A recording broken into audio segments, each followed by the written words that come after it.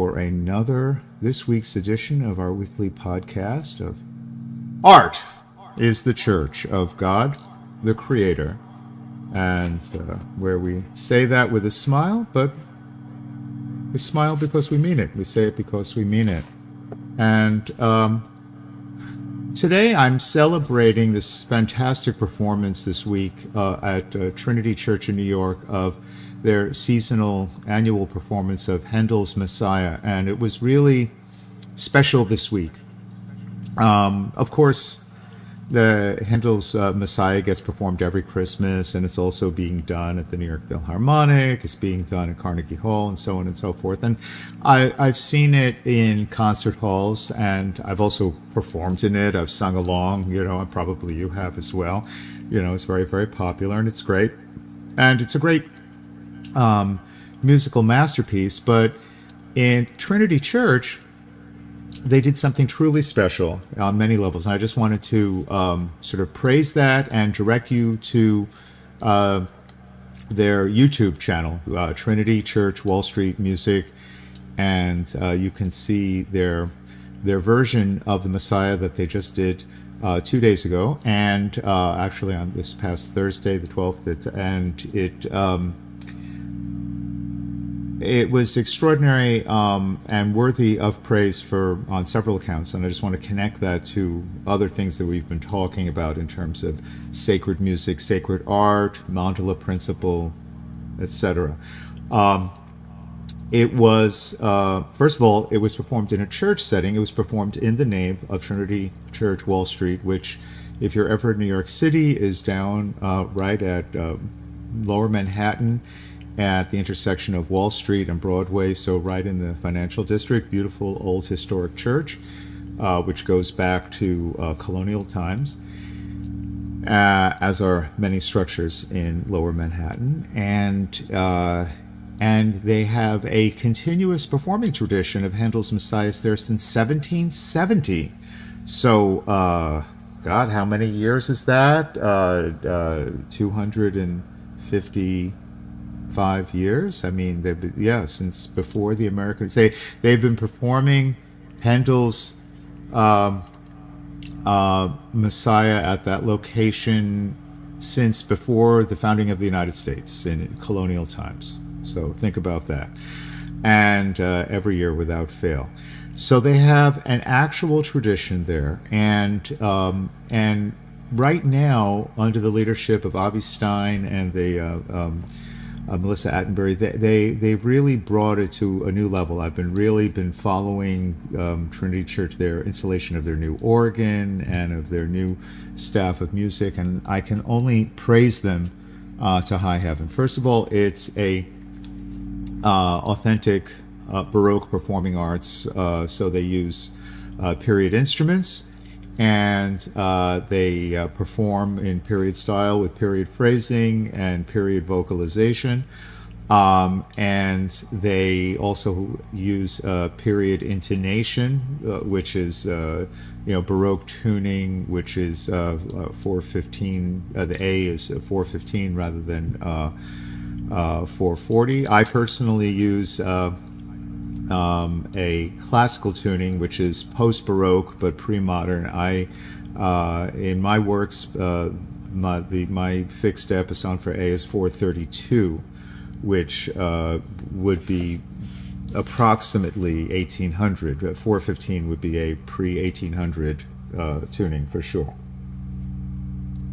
even pre-1750. And and they have other performing aspects which are innovative and great. They don't bring in celebrity soloists. They don't have soloists in choir. They have the solo passages performed by members of the chorus, the choir itself, the choir of Trinity Church Wall Street. They were all excellent, without exception, and the soprano, the male alto, the bass. I mean, they all executed fantastic musicianship. But the best thing of all, and what I think is most relevant to what we're saying here, is they performed it in a liturgically appropriate way, which is that they only performed basically part one and then the Hallelujah chorus, and then the Amen from parts 2 and 3. So they just performed part 1 and just individual numbers to conclude from parts. They didn't perform all 3 parts, and that was seasonally appropriate and liturgically appropriate because it's Christmas season and it's Advent. Part 1 of the Messiah is just relates the parts of the gospel narrative related to the Annunciation and the birth and the Christmas story, and so that was appropriate. And then it just sort of they just ended with a celebratory Hallelujah and Amen, which sort of brought it to a celebratory close, and it was just lovely. And the whole program came in at under an hour, which was also did not outstay its welcome. I mean, a complete concert performance in a concert of Händel's Messiah is very long and really just for super fans or obsessives. I mean, there's hardly anyone who can sit through that whole thing straight without getting a little bit annoyed by its length. So this year, for the first time, Trinity Church is appropriately splitting Händel's Messiah into 2 parts: a Christmas Messiah and an Easter Messiah, and they'll perform parts 2 and 3 straight through at Easter time, which will be perfect. So both I and my wife who watched it, we agreed that this is the perfect way to do it, in the perfect setting, with the perfect musicians, with the perfect type of performing practice.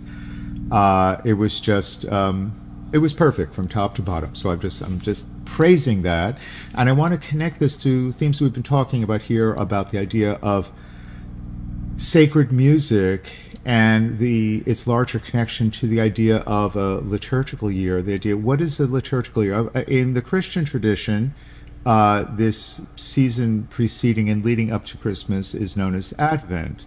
And it is, generally speaking, sort of the month or the 4 weeks prior to Christmas, but it essentially correlates to the final lunar cycle of the around preceding the winter solstice. Just as the Christmas season is sort of the lunar cycle following the winter solstice, which is usually December 21st, thereabouts. And this conjunction of the winter solstice, that is to say the solar cycle, and the lunar cycles, is also the basis of the Jewish Festival of Lights, Hanukkah. I'm not a Jewish person, but of course, my Jewish friends, I'm wishing everyone happy Hanukkah, which, if I'm not mistaken, begins tomorrow. And so both Advent and Hanukkah are related. Of course, they come from a common cultural matrix because Christianity is just the form of kind of radically reformed type of Judaism of the 1st century AD. But I mean, in my understanding of Christianity, is that it was a kind of a radical form of Jewish practice, which was flexible enough to adapt itself to the norms of the Roman Empire, which was not geographically bound in one place, but which was adaptable in throughout sort of what was essentially a at that time an international, multicultural, multinational, aspiringly global empire.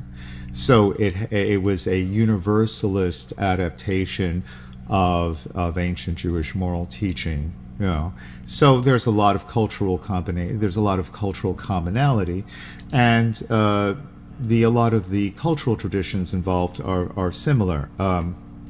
Lighting of candles, group singing, and so on and so forth. And of course, almost every major world religion has its wintertime festival of lights. And so there seems to be a universal human impulse at the winter solstice in the northern hemisphere, which is to say the coldest, longest night, the darkest day of the year, to focus on the idea of lighting lights to the sort of a propitiatory bringing back of the light and looking forward to the return of the light, light in the darkness. And we don't need to read Bible verses about that. I mean, that's just sort of a Jungian archetype. That's like a universal thing. Focusing on the positive, focusing on the light rather than the predominant dark. And we'll be having the solstice next. So I'm thinking about the idea of the winter solstice as a symbolic sort of minimum. If we think of the year as a sine wave, then the solstice would be the minima, the lowest point, and then sort of like the summer solstice would be the highest point. If we think of the year as a sine wave, which what is a sine wave? The sine wave is the expression of a circle in time. If you actually had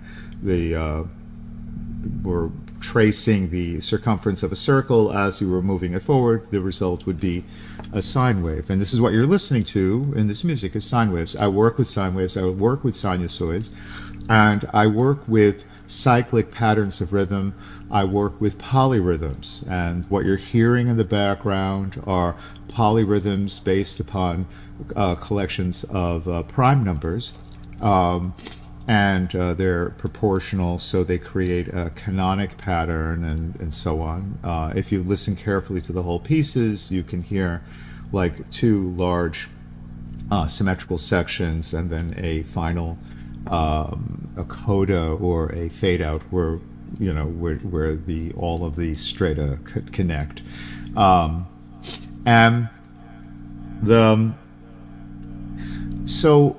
we were talking, I want to relate this to the idea of the calendar year, to the idea of the mandala principle. I was originally going to talk about the Kala Chakra Tantra in the Tibetan tradition, but that's a little bit too esoteric. I just want to say that we've talked about the mandala principle in art, and we'll come back to that. But we've talked about the mandala principle in terms of circularity, in terms of visual art, in terms of north, south, east, west, of like sort of the four cardinal points within the circle and the center. And I've discussed that in terms of spatiality, in terms of like the 4 points in space, that we could visualize front, back, right, left, or north, south, east, west, and center within a circular mandala.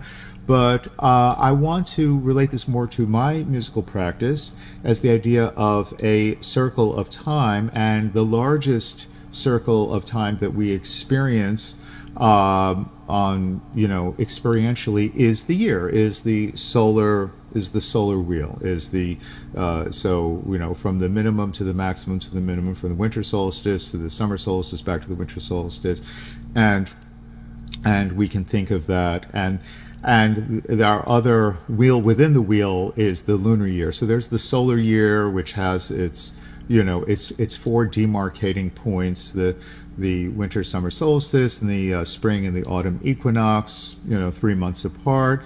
And most traditions also mark the cross quarters, so actually divide the year into 4 major points and then also 4 secondary points, making a total of 8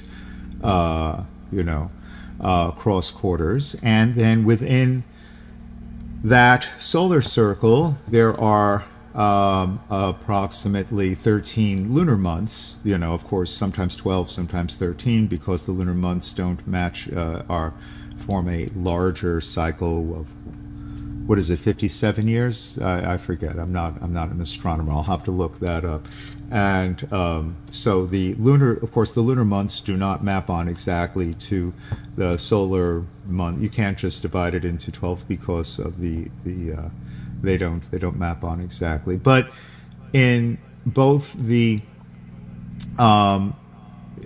pretty much every major world religion is connected to the lunar calendar, since it's visible, and it's how we get our sense of month and our sense of week. We get our sense of week from the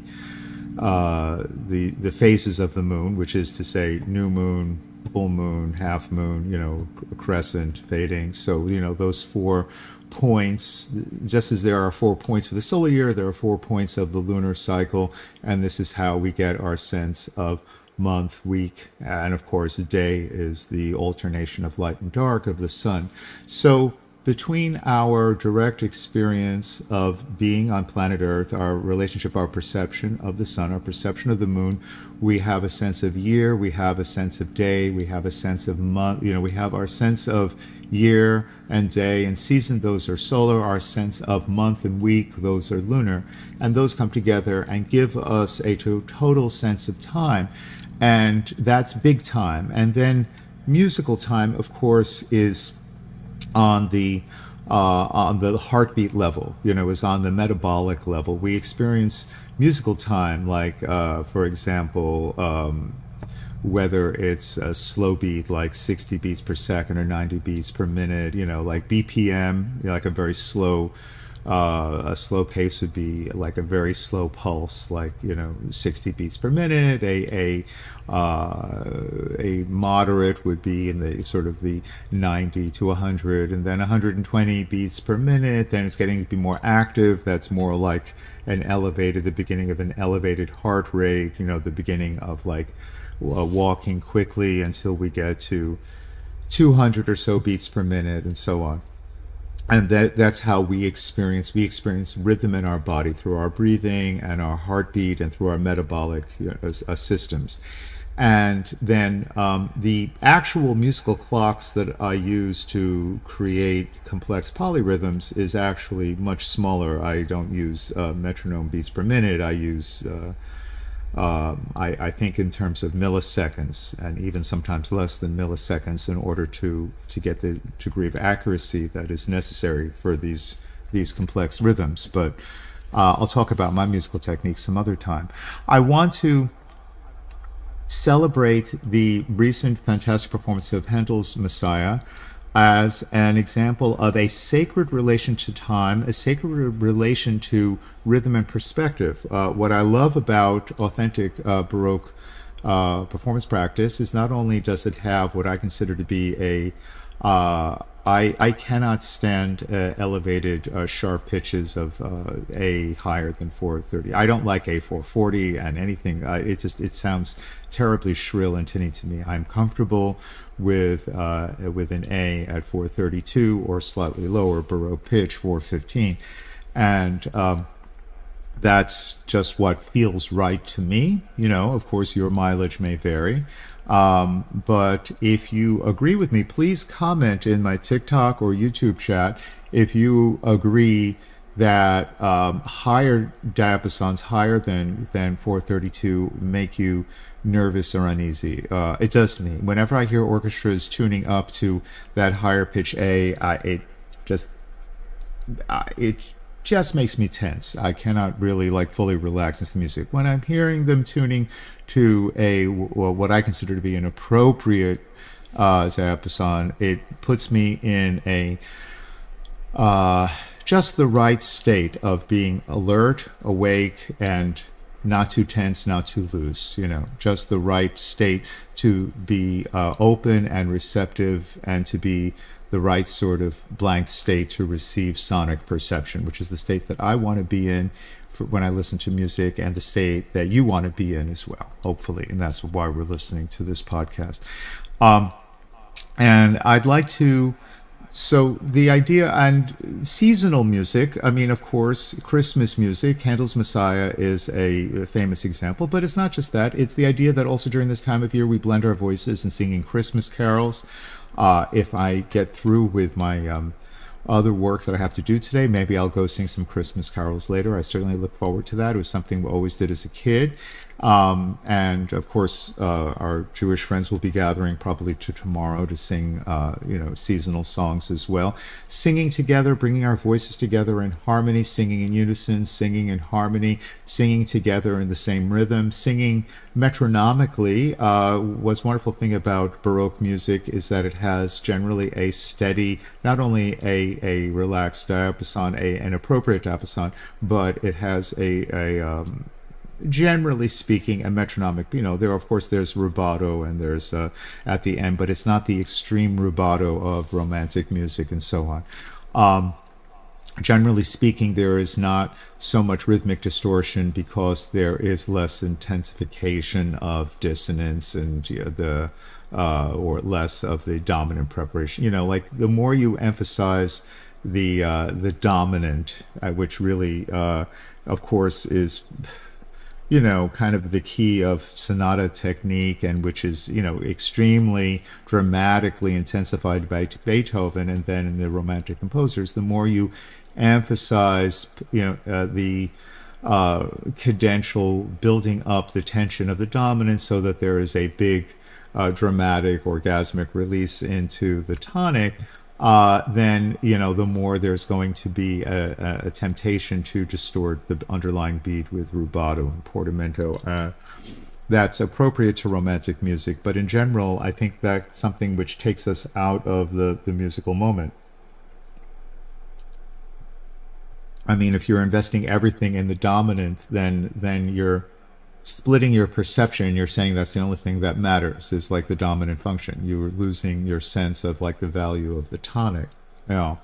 And a good musician should have a sense of continuous movement and continuous interest through all areas, through dominant, through tonic, through subdominance, through any sort of like movement within the chromatic field. There should be a sense of continuous focus and continuous arc and momentum at all moments, so that you don't space out and like wait for the big part, wait for the big climax.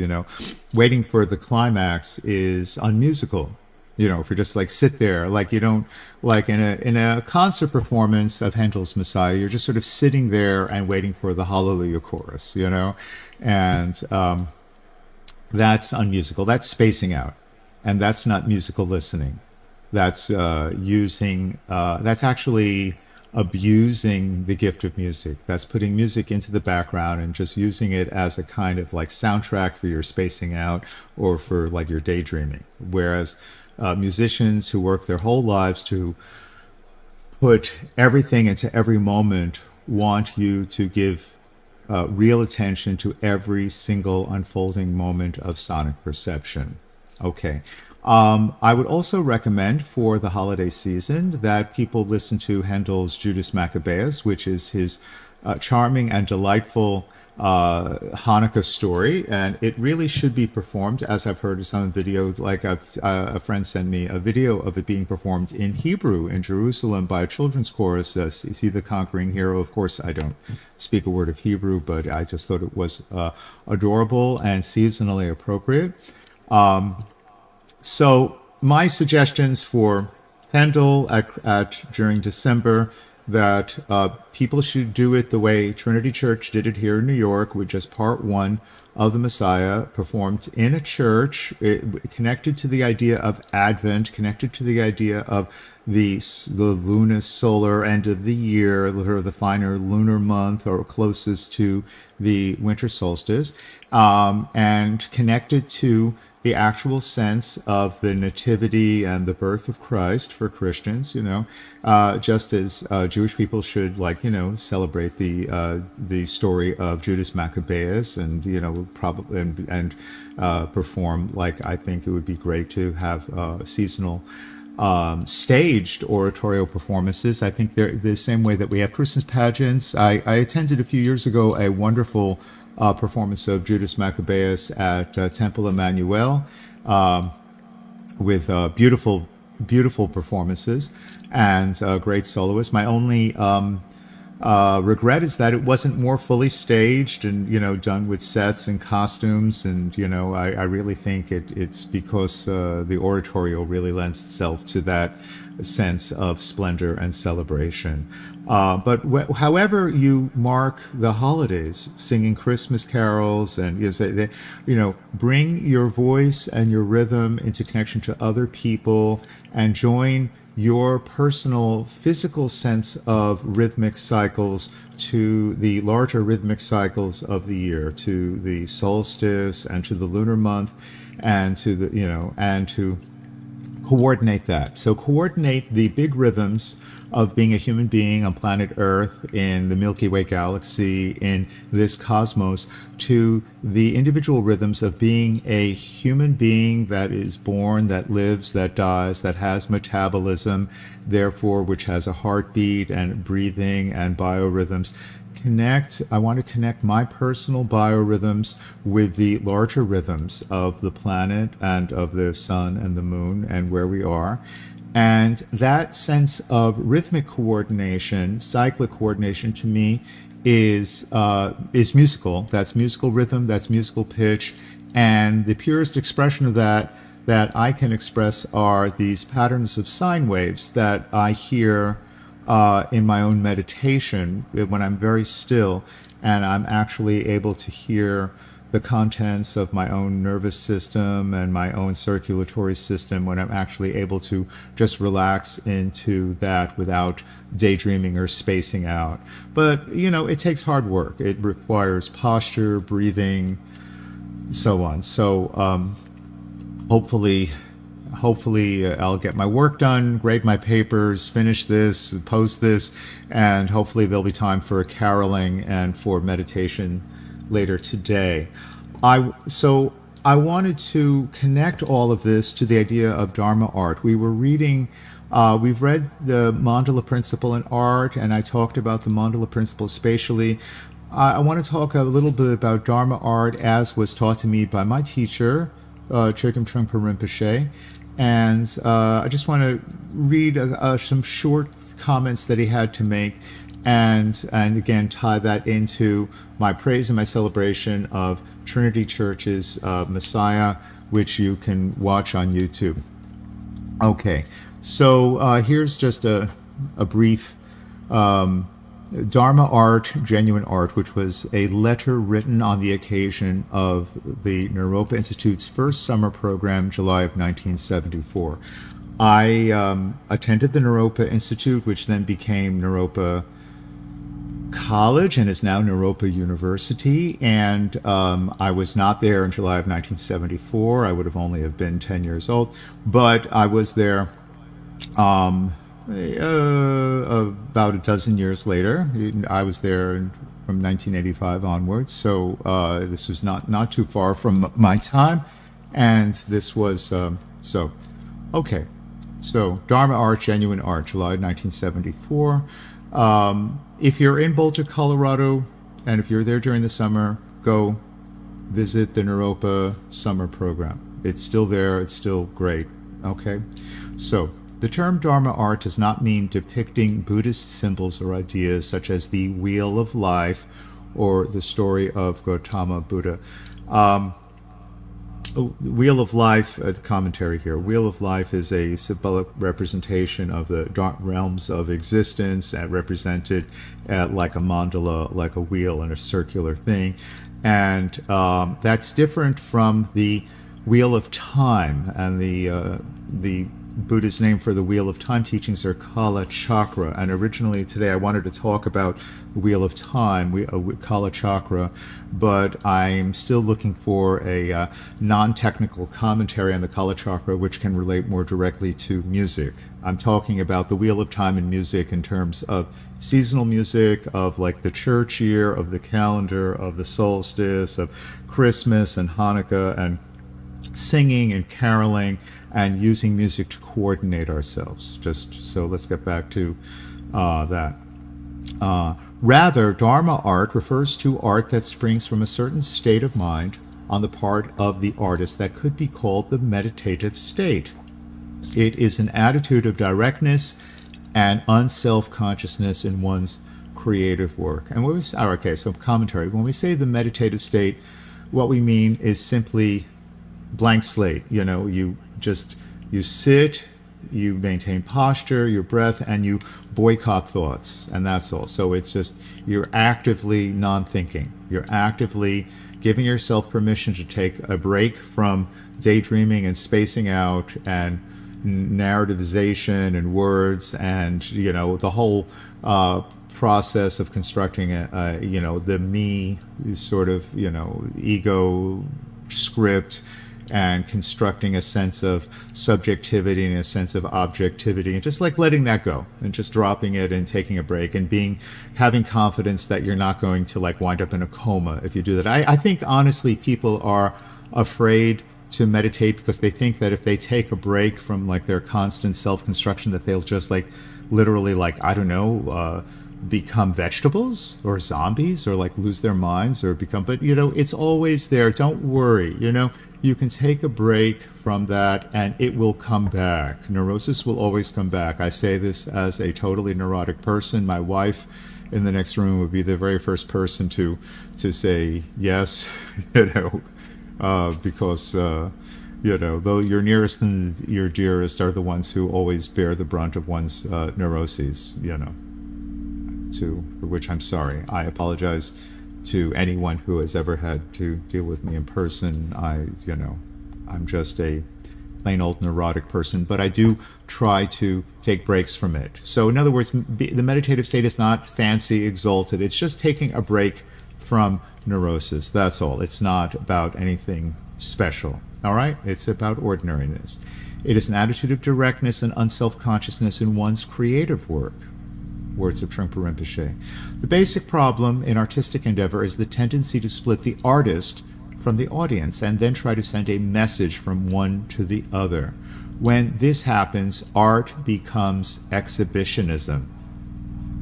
Okay, so what Trungpa Rinpoche is saying here is that an attitude of like a constructed artistic subject and then the artistic object, like I am the artist, I am the artistic subject, I am creating art, you are the audience, you are the receiver, you are the artistic object, then this is the problem. Then it becomes exhibitionism.